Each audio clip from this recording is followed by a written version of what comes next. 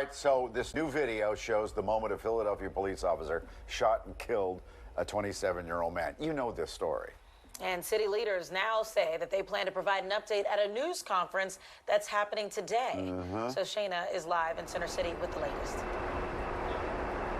Well, that's exactly right. And a new development coming into our newsroom and coming to me just within the last 10 minutes or so. A source close to the decision-making telling Fox 29 that Officer Mark Dial is expected to be fired today, and it'll be announced later on at that 1 o'clock press conference with Commissioner Danielle Outlaw and Mayor Jim Kenney. So he will be fired, according to sources close to decision-making, and it's because of this video we'll show you now. This is the video that everyone's been talking about swirling.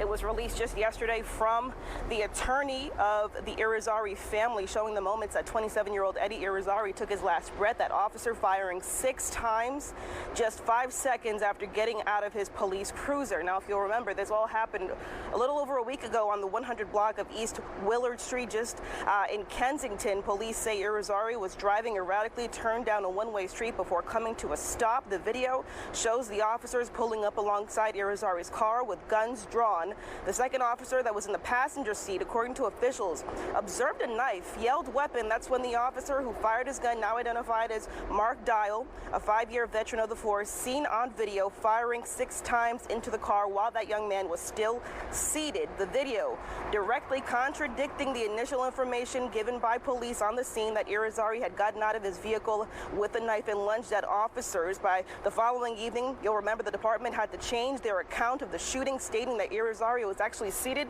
the entire time when he was shot through the window, something the family knew all along was the case. In my view, this is a crime against humanity. I just want him to be remembered that he was a good kid and never was in trouble and loved his family. And this officer really took someone very special to us.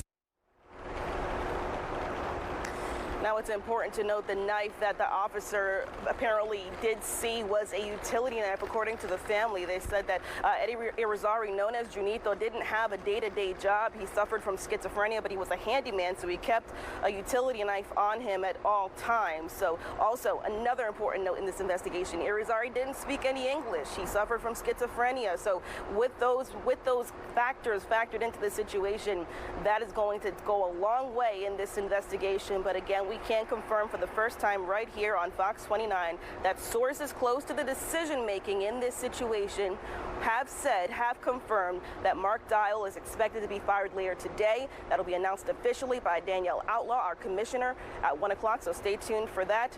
We will have a camera there and, of course, a reporter on this later on, and we'll be following this all day. But that officer is set to be fired today, and that official announcement coming 1 o'clock, guys.